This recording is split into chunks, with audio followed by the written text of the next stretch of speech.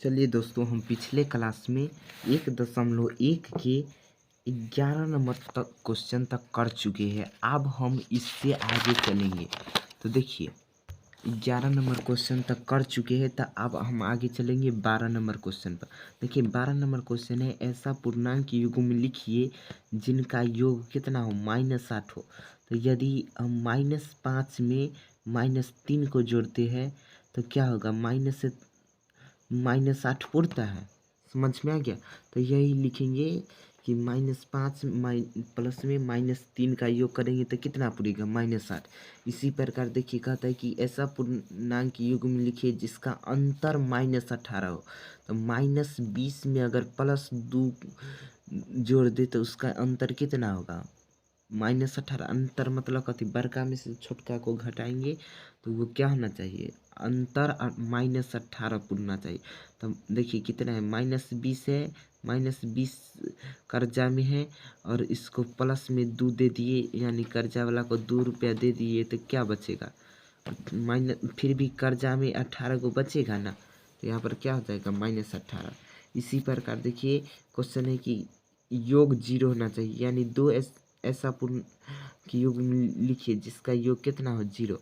तो मान लेते कि 8 एक पूर्णांक है, तो 8 को जोड़ लेते और 8 को घटा लेंगे तो क्या होगा, 0 होगा उसका योग।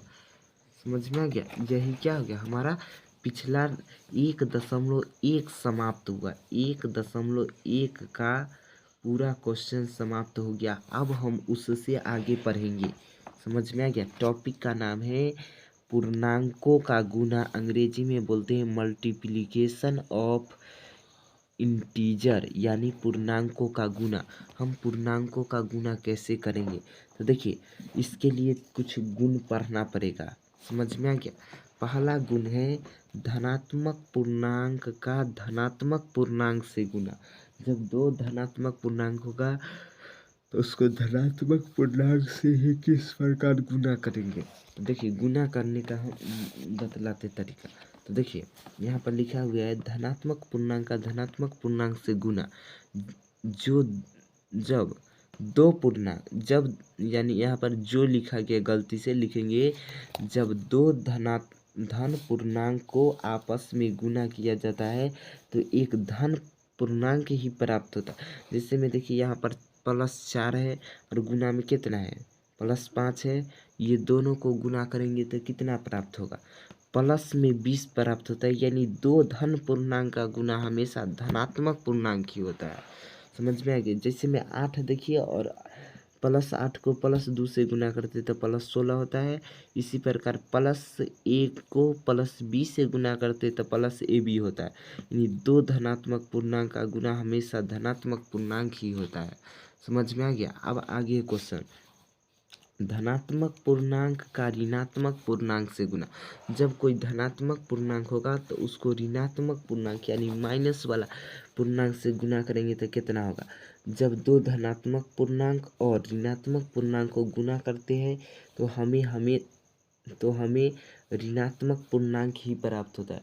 जब एक धनात्मक पूर्णांक होगा, जब एक धनात्मक पूर्णांक यानी मान लीजिए प्लस वाला और दूसरा होगा माइनस वाला ऋणात्मक पूर्णांक होगा, तो जब दोनों को आपस में गुना करेंगे तो हमेशा गुणनफल ऋणात्मक में ही आएगा। अगर एक धनात्मक है एक ऋणात्मक है तो, या एक ऋणात्मक होता है फिर एक धनात्मक होता है, फिर भी उसका गुणनफल ऋणात्मक ही होगा। समझ में आ गया।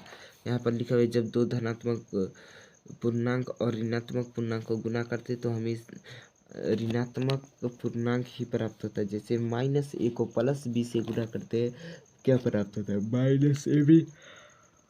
समझ गया। इसी प्रकार -5 में +8 को से गुना करते तो कितना आता है, 8×5 = 40 और माइनस से तो माइनस ही होगा। -3 में +2 से गुना करते तो -3 को +2 से गुना करते तो कितना होता है, -6 ही होता है। यहाँ पर देखिए 5 को -1 से गुना करते तो कितना होता है, -1 ही होता है। यानी जब एक धनात्मक और एक ऋणात्मक पूर्णांक को आपस में गुना करते तो वो संख्या हमेशा ऋणात्मक ही प्राप्त होगा। समझ में आ गया। अब आगे देखिए, आगे है दो ऋणात्मक पूर्णांक का गुना। उस समय पढ़े थे दो धनात्मक पूर्णांक का गुना, उसके बाद धनात्मक और ऋणात्मक। अब हम पढ़ेंगे दो ऋणात्मक पूर्णांक का गुना। तो देखिए, जब दो ऋणात्मक पूर्णांक को गुना किया जाता है, जब दो ऋणात्मक पूर्णांक को गुना किया जाता है तो हमेशा धनात्मक प्राप्त होता है। जब दो पूर्णांक होगा, जब दो ऋणात्मक यानी माइनस वाला और माइनस वाला पूर्णांक होगा, दोनों को आपस में गुना करते हैं तो ये हमेशा क्या धनात्मक ही प्राप्त होगा। जैसे में देखिए, माइनस में ए को माइनस बी से गुना करते तो क्या हो जाता है, प्लस हो जाता है ए बी। इसी प्रकार -4 को -2 से गुना करते तो कितना प्राप्त होता है, -8 प्राप्त होता है।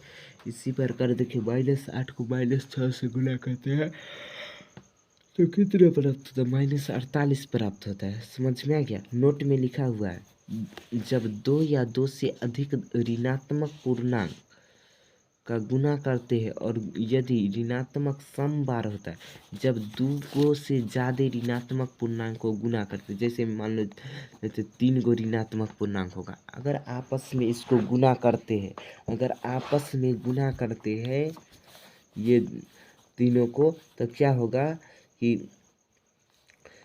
अगर हम ऋणात्मक चिन्ह विषम बार है, विषम मतलब अति वैसी संख्या जो 2 से पूरा पूरा भाग न लगे, जैसे 3, 1, 3, 5, 5, उसके बाद 7, 9, ये सब विषम संख्या। तो जब दो ऋणात्मक पूर्णांक, जब दो से अधिक ऋणात्मक पूर्णांक को आपस में गुना करते हैं और उसकी संख्या सम बार हो तो धनात्मक, और यदि ऋणात्मक विषम बार हो, विषम बार मतलब कथी, 2 बार, 4 बार, 6 बार, 8 बार, 10 बार ऐसे हो तो वह ऋणात्मक चिन्ह नहीं जब विषम बार हो तो ऋणात्मक चिन्ह ही लगेगा, अगर सम बार हो तो प्लस का चिन्ह लगेगा। समझ में आ गया। चलिए, आज के लिए इतना ही। अगले क्लास में आएंगे तो हम पढ़ेंगे पूर्णांकों के गुणन संक्रिया का गुण, यानी कोई भी पूर्णांक को अगर गुना करना है तो कौन सा संक्रिया यानी कौन सा गुण लगेगा। ठीक है, चलिए आज के लिए इतना ही।